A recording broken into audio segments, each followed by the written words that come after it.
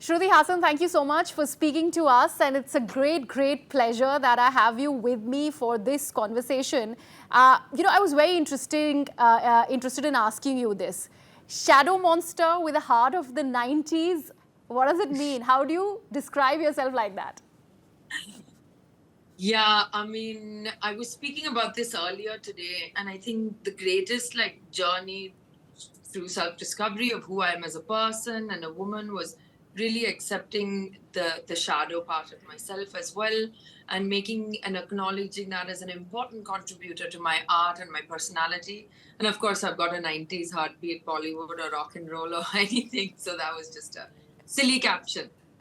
So, how is the 90s association coming? Considering you made your debut in 2009, that's when you've entered the world of the Right, movies. right, sure. But I was born in 1986. So the age of being formative and loving the music and all of my influences are the 90s. And I still love 90s fashion and I still love Nirvana. So I'm like a 90s baby at heart. Where's the grunge in your fashion coming from? Is it the 90s too?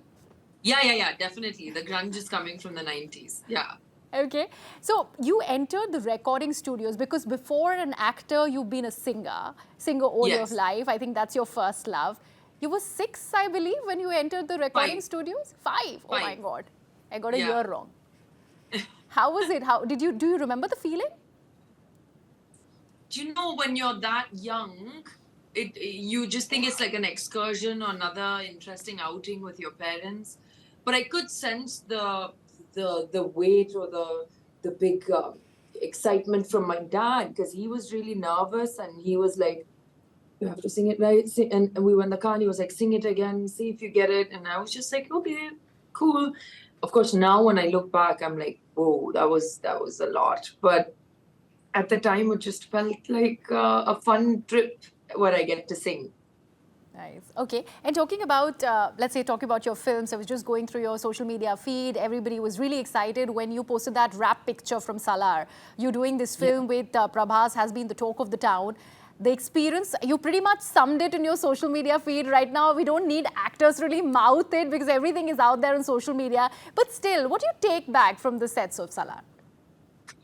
So, on paper, it's fantastic and it's great to be a part of a project like this, especially with Prashansa and Prabhas and everyone. Sure, that's one benefit of it. But really, what I take away from it is friends and just wonderful people that I've worked with. And I was really sad on rap day. And I think that's a great sign because there's sometimes that I'm like, "अरे यार हो गया चलो घर चलते हैं." But it wasn't that. It was really lovely and bittersweet to leave, that set because it was a beautiful working experience with lovely people. So that's what I take away from it on a personal level.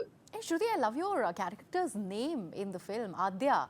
Have you asked your It's the director? second time I've been given that name. That Yeah. name just follows me. Even in bestseller, my character's name is Adya. So I don't know what's up with me and Adya's. And there was another film in which I was supposed to be called Adya, and they changed it. So this name Adya literally just follows me. What does it mean? What does Adya mean? I think it means like I haven't even bothered, but it's some really I don't know. I haven't even looked it up. That's a good shout. I should look it up Yeah, now. now you should. Now you should. Yeah. I believe you've just returned after filming for The Eye. We are still waiting for that release date, but this is not your first international project. Treadstone, where you wanted to probably, get your foot in the door, is when it all started. How has that journey really progressed from Treadstone to The Eye now? I wasn't thinking, oh, I'll get my foot in the door. And really, to be honest with you, I've kind of, I don't know if it's I've changed as a person. I just take things as they come and I enjoy the opportunity and I make the best of it. So that's what Treadstone was. And my agent was like, "Do you want to read for this part?" I was like, "Sure." And then I read for parts before, which I haven't got. Then I got this one and I was like, "Oh, that was fun. It was amazing. I love action and to do it internationally was just amazing."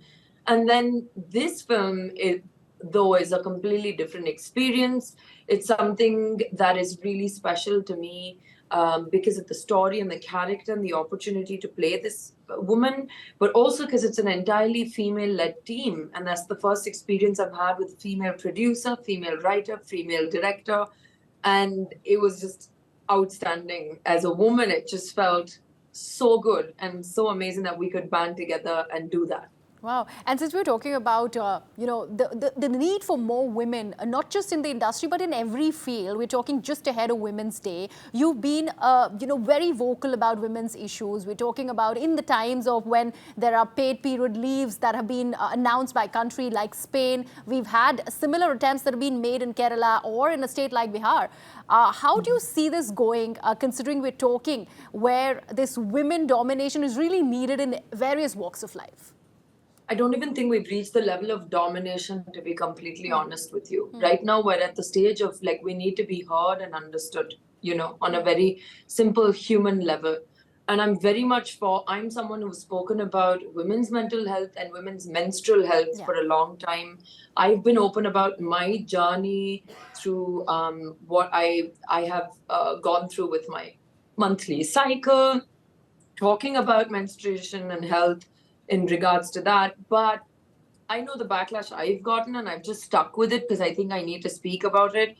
I also think before we get to paid menstrual leave, which I have a few apprehensions about, because in Spain there are a number of laws that are also in place to help prevent workplace discrimination. And if someone were to be fired because they don't want to pay them paid menstrual leave, they would be able to appeal, saying it's a case of discrimination. I don't know if we've reached that level yet, so I want that to happen, but there are many steps that go towards it, which starts by talking about it, and also starts by not wrapping up sanitary pads in newspaper and brown paper when we sell them, so that there isn't a shame associated with buying a sanitary pad. And also the price points of sanitary pads and tampons and menstrual hygienic tools that are so expensive, and we need them every month. So there are so many topics around menstrual health that women, all of us, need to get together and really have an honest chat about. No, and the fact yeah yes yeah. No, sorry, I'm sorry to interrupt you there. But we were just having a panel discussing about this entire aspect when Kerala, one of the universities in Kerala, announced it.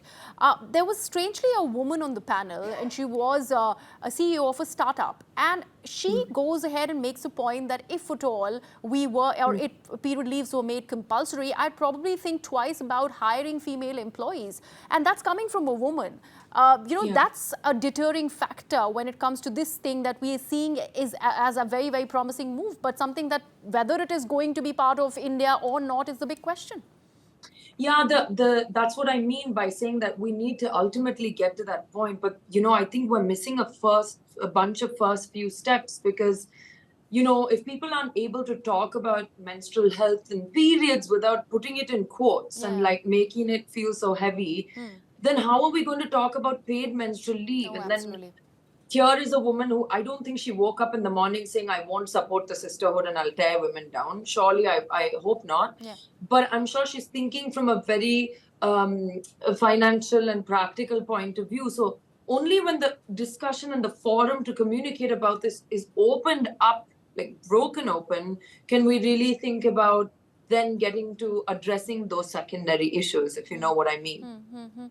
Does it happen on a film set? For example, this particular project that has been spearheaded by a woman, are things different here? Or it's the same because you need to deal with certain logistics, you need to be in sync with I the was talking schedules? about it earlier.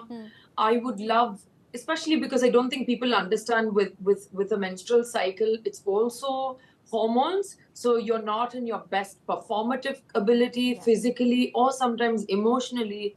But I know as a fact in the movie business that when I first started, people were like, "Uske bare mein baat nahi karna chahiye aapko," and all. Now I can say to my DOP or director, I'm having a tough day and I'm looking a certain way. Can we adjust? What can I do? What can we do as a team? And I think that's great. But there's also a secondary thing of sometimes I'm on a set where, they have planned the entire schedule, and that is 2 days on a set that cost crores to build and calling 500 extras. And then I literally cannot say, oh, I have my period today. It's just not practical or logical. So that's what I mean by there are so many things that need to be assessed and discussed. Absolutely, absolutely. And we also began talking about the first love in you, that is the singing part of it. You just completed She's a Hero. You plan to release more singles. How is that coming about? I'm really excited. She's a Hero was really special because it was a true collaboration.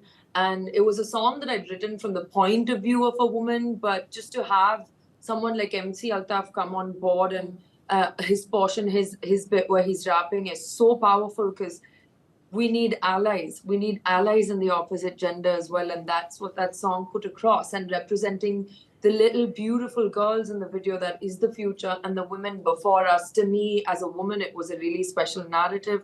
It was also the first creation of our production company, Black. So I'm really, really excited because the response to it was touchwood really amazing.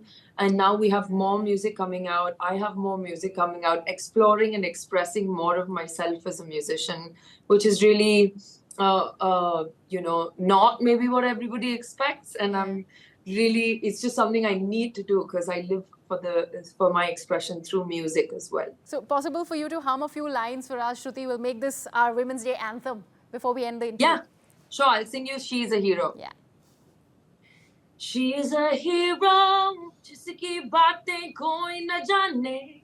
She is a hero, माने बस एक दिल की माने. There you go. Thank you so much. Thank you so much for doing this. It was lovely, lovely talking to you. Thank you so much, Shruti. Thank you so much. Bye. Bye. Take care.